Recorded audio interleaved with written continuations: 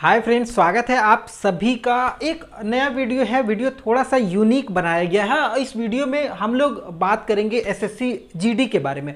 जी हाँ, सभी को पता है कि एसएससी जीडी का एग्जामिनेशन सेंटर और फॉर्म का स्टेटस बता दिया गया है। एग्ज़ाम डेट आपका कब पड़ा है, किस जगह पे पड़ा है। अगर आपने अभी तक नहीं देखा है तो एक बार ज़रूर चेक कर लीजिएगा। आप अपने रीजन वाइज किस किस रीजन में, जिस भी रीजन में आपने फॉर्म को अप्लाई किया हुआ, उस रीजन का आप ऑफिशियल वेबसाइट पे एसएससी के जाएंगे, वहां से आप अपने फॉर्म के स्टेटस को, एग्जामिनेशन सेंटर को चेक कर लीजिएगा। अगर लिंक चाहिए तो डिस्क्रिप्शन में मैंने नीचे लिंक दे दिया है, वहां से भी आप चाहेंगे तो डायरेक्टली आप अपने रीजन वाइज आप अपने वेबसाइट पे चले आएंगे। जैसे मैं एक आपको बता देता हूँ, उदाहरण के तौर पर अगर आप दिल्ली, राजस्थान और उत्तराखंड के रहने वाले हैं तो आप नॉर्थ रीजन, न्यू दिल्ली का जो मेन सेंटर है, आप नॉर्थ रीजन की ऑफिशियल वेबसाइट पे जाएंगे, वहां से आप अपना चेक कर सकते हैं। उसी तरीके से उत्तर प्रदेश और बिहार के जो भी रहने वाले हैं वो सेंट्रल रीजन में अपना फॉर्म को चेक करेंगे।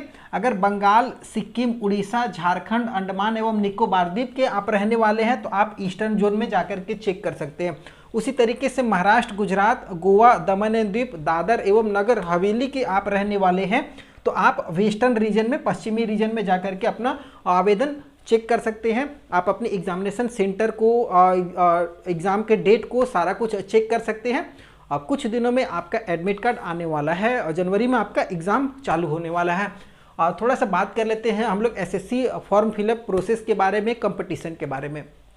थोड़ा इंपॉर्टेंट है, ध्यान से समझिएगा। एसएससी जीडी का फॉर्म फिलअप कंप्लीट हो चुका। एग्जामिनेशन सेंटर, सिटी, सब कुछ बताया जा रहा है। एग्जामिनेशन डेट बताया जा रहा है। अगर मैं सीट की बात करूंगा तो टोटल 45,284 पद है।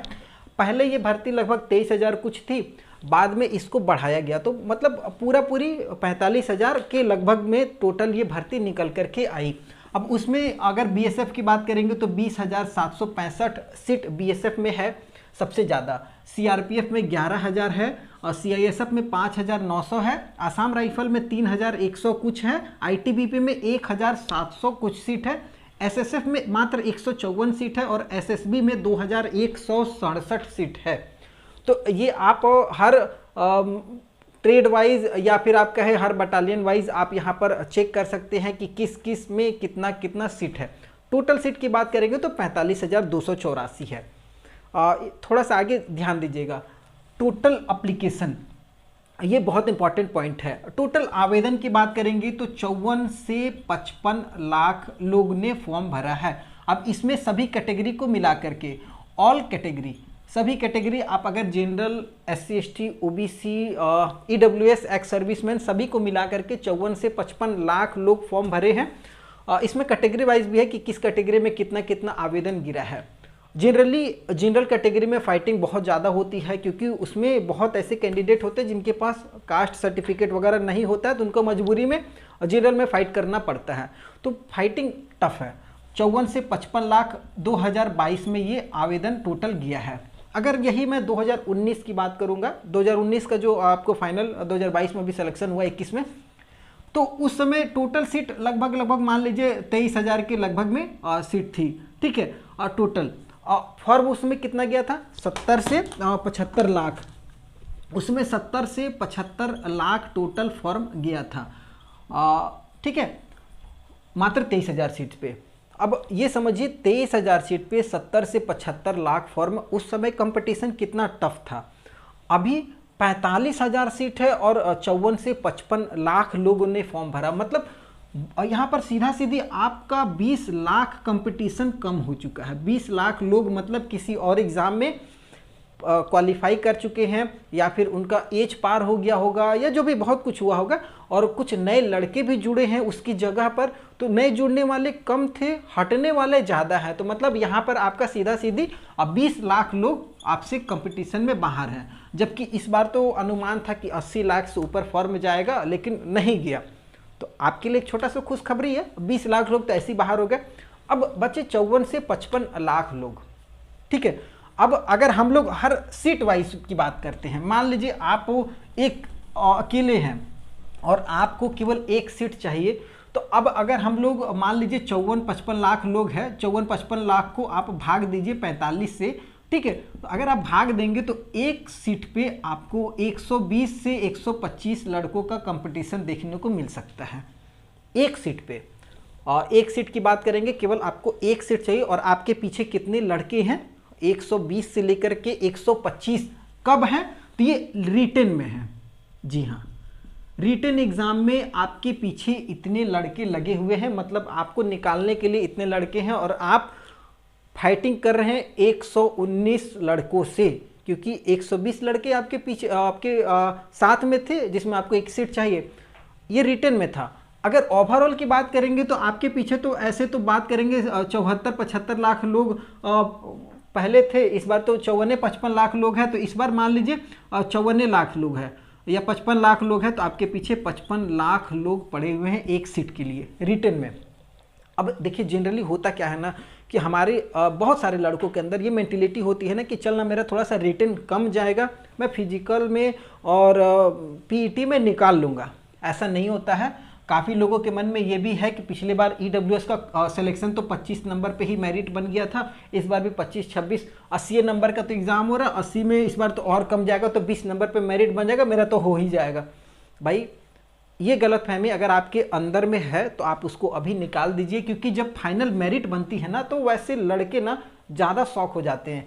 फाइनल मेरिट पता है जब बनी ना तो उसमें लगभग 45 से 50 नंबर पे ये मेरिट गई, 25 वाले तो कहाँ उड़े पता ही नहीं चला, वो तो उड़ करके दूसरे किसी जॉब में तैयारी करने लग गए हैं।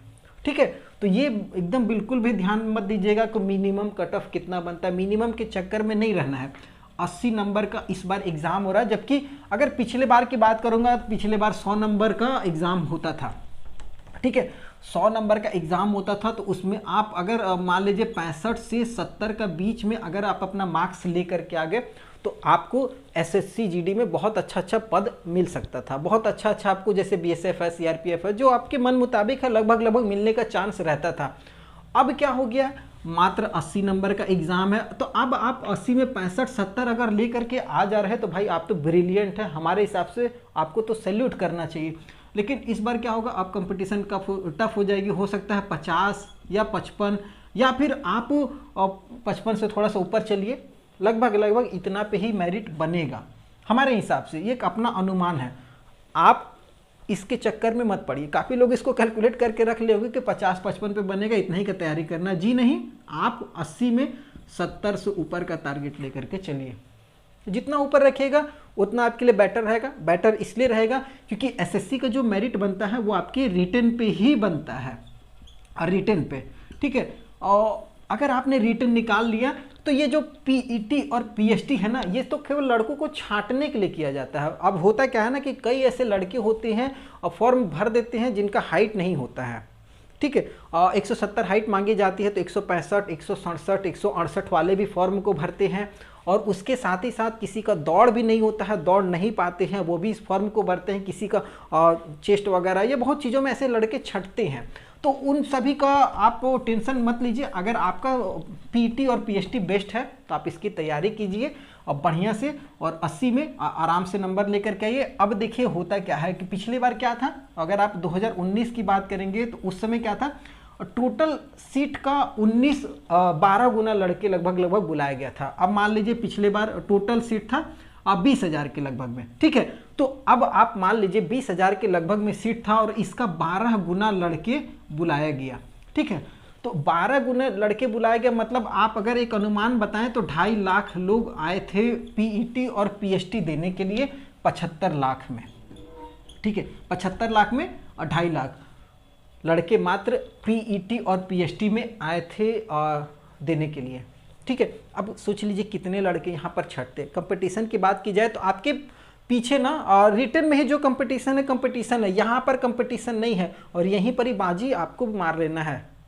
यहाँ पर आपने मेहनत किया, यहाँ पर बस बाजी मारना है, क्योंकि पिछले बार तो भाई 2.5 लाख लोग थे। ठीक है, तो अब इस बार क्या हो गया है, इस बार मात्र 8 गुना किया गया है, मतलब टोटल सीट का 8 गुना लड़के ही आएंगे। अब मान लीजिए 40,000 के लगभग में टोटल सीट है। ठीक है, 40,000 के टोटल लगभग में सीट है और 8 गुना लड़के आ रहे हैं, 8 चौक 32, मतलब 3.5 लाख के लगभग में, 3.2 लाख लगभग में लड़के आ रहे हैं। 3,20,000, 3.5 लाख लड़के यहाँ पर आएंगे और उसमें आपको केवल अपना दौड़ और अपना फिजिकल स्टैंडर्ड बना करके रखना है, तो मेरिट तो आपके हिसाब से बन ही जाएगी। तो ये बिल्कुल भी नहीं सोचना है कि कितने लड़के मेरे पीछे हैं, आगे हैं। आप अपनी तैयारी कीजिए। और हाँ, एप्लीकेशन स्टेटस चेक कैसे करना वो ध्यान से देखिए।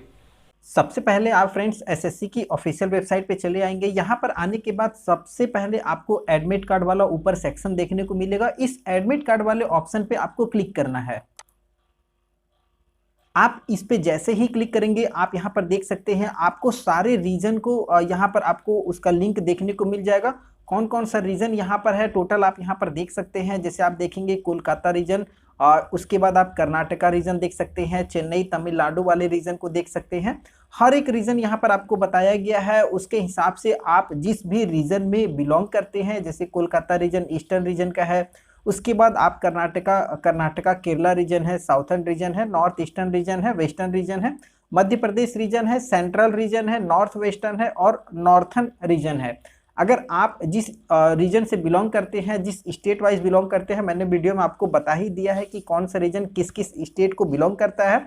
आप अपने रीजन को यहाँ पर क्लिक करेंगे। जैसे ही आप अपने रीजन को ओपन करेंगे उसके बाद यहाँ पर आपको देखने को मिल जाएगा, आप सबसे पहले ऊपर में ही देखेंगे यहाँ पर आपको देखने को मिल जाएगा 26 दिसंबर का एक नोटिफिकेशन है। आप अपने एसएससी जीडी के एप्लीकेशन स्टेटस को चेक कर सकते हैं। आपका एग्जाम किस डेट को पड़ा है, कितने बजे आपको रिपोर्ट करना है, ये सारी चीज़ें यहाँ पर आपको देखने को मिलेंगी। अगर आपने नहीं देखा है तो बहुत जल्दी, या आपके कोई भी फ्रेंड है उनको भी ये चीज़ बताएं, सजेशन दें। आप अपने एप्लीकेशन स्टेटस को जरूर चेक कर लें क्योंकि आपका जनवरी में ही एग्जाम होने वाला है। तो सबसे पहले आपको इस पे क्लिक कर लेना है।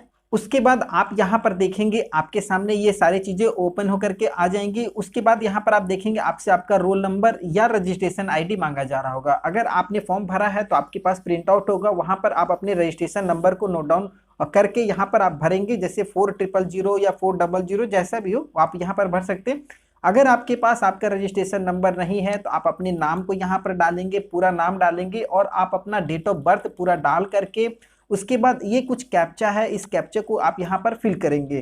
तो आप अपने कैप्चा कोड को यहाँ पर डालेंगे। उसके बाद आप यहाँ पर नेक्स्ट बटन डालेंगे। एक चीज़ मैं आपको बता देता हूँ, अगर आप डेट ऑफ बर्थ वाले ऑप्शन को चूज़ कर रहे हैं तो आप अपने रजिस्ट्रेशन आईडी को नहीं डालेंगे। अगर आप रजिस्ट्रेशन आईडी को डाल रहे हैं तो कैंडिडेट नाम और डेट ऑफ बर्थ को छोड़ देंगे, दोनों में से कोई एक ही डालना है। उसके बाद यहाँ पर अगर आप देखेंगे तो आपके सामने कुछ इस तरीके का इंस्ट्रक्शंस पेज खुल करके आ जाएगा, जहाँ पर बताया जाएगा कि आप अपनी एग्जामिनेशन सेंटर पे कौन कौन सा डॉक्यूमेंट लेकर के जाएंगे, क्या क्या आपको लेकर के जाना है, ये सारी चीज़ें हैं, इसको आप पढ़ सकते हैं। उसके बाद आप इसको ओके करेंगे। अब यहाँ पर अगर आप देख रहे होंगे तो आपके सामने ये सारे डिटेल आपका खुल करके आ जाएगा। आपका रोल नंबर देखने को मिलेगा, आपका रजिस्ट्रेशन आईडी, आपका नाम, father's name, date of birth, और यहाँ पर अगर आप ध्यान दीजिएगा तो डेट ऑफ एग्जाम, आपका एग्जाम का जो डेट है वो 17 जनवरी जैसे यहाँ पर दिया हुआ है, 17 जनवरी 2023 को एग्जाम है। रिपोर्टिंग टाइम यहाँ पर बताया गया है 4 बजे आपका शाम में रिपोर्टिंग टाइम है, और आपका एग्जामिनेशन सिटी जो है वो रांची दिया है। और यहाँ पर अगर आप देखेंगे रीजन ऑफ रिजेक्शन, क्योंकि यहाँ पर कुछ भी नहीं है, क्योंकि ये फॉर्म रिजेक्ट नहीं हुआ है, इस वजह से यहाँ पर कोई भी आपको देखने को नहीं मिलेगा। तो इस तरीके से आप अपने पूरे एसएससी के फॉर्म के एप्लीकेशन, एसएससी जीडी के फॉर्म एप्लीकेशन के स्टेटस को, एग्जामिनेशन सेंटर को चेक कर सकते हैं। तो आपने देखा एप्लीकेशन स्टेटस, मैंने आपको दिखाया कि एक स्टेप में कैसे कैसे आप चेक करेंगे। अगर आपके फ्रेंड्स वगैरह या कोई और भी हैं जिनको नहीं पता है कि एप्लीकेशन स्टेटस या एग्जामिनेशन सेंटर कैसे चेक करना, उनको वीडियो ज़रूर शेयर कीजिएगा। और आप अपने स्टेट वाइज आप अपने रीजन को यहाँ पर देख लीजिए। मैं पूरे अच्छे तरीके से लिख दिया हूँ, पंजाब, हरियाणा, हिमाचल, जम्मू कश्मीर, चंडीगढ़ वाले जो भी हैं नॉर्थ वेस्ट रीजन में आते हैं। उसी तरीके से मध्य प्रदेश, छत्तीसगढ़ वाले एमपीआर रीजन में आते हैं, जिसका मेन जोन होता है रायपुर। आसाम, मणिपुर, अरुणाचल, मेघालय, मिजोरम, नागालैंड, त्रिपुरा वाले नॉर्थ ईस्ट रीजन में अप्लाई करेंगे, जिसका मेन जोन होता है गुवाहाटी। उसी तरीके से कर्नाटक, केरल, लक्षद्वीप वाले कर्नाटका और केरला रीजन में आवेदन अप्लाई किए हैं, वो आपने इसी जोन में जाकर के अपने एप्लीकेशन स्टेटस को चेक कर लीजिएगा। एप्लीकेशन स्टेटस को चेक कीजिए, एग्जामिनेशन सिटी और सेंटर को देख लीजिए, और अगर फॉर्म रिजेक्ट हुआ है तो फिर से अगले बार की तैयारी कीजिए। अब फॉर्म करेक्शन का समय नहीं है, जो भी आपका एक्सेप्ट हुआ, रिजेक्ट हुआ, वो आपकी किस्मत। छोटा सा एक प्रयास था, इतना ही कहना है। रिटन बहुत बढ़िया से, और रिटन पे फोकस कीजिए। 80 नंबर का है, कंपटीशन टफ है, और उसमें एक सीट आपको लेकर के आना है। बताइएगा ज़रूर आपका एप्लीकेशन सेंटर कहाँ पर गया है, कितने तारीख को आपका एग्जामिनेशन डेट पड़ा है, कमेंट बॉक्स में। वीडियो पसंद आया हो तो चैनल को सब्सक्राइब जरूर कीजिएगा। फिर किसी नए वीडियो में मिलते हैं, तब तक के लिए जय हिंद।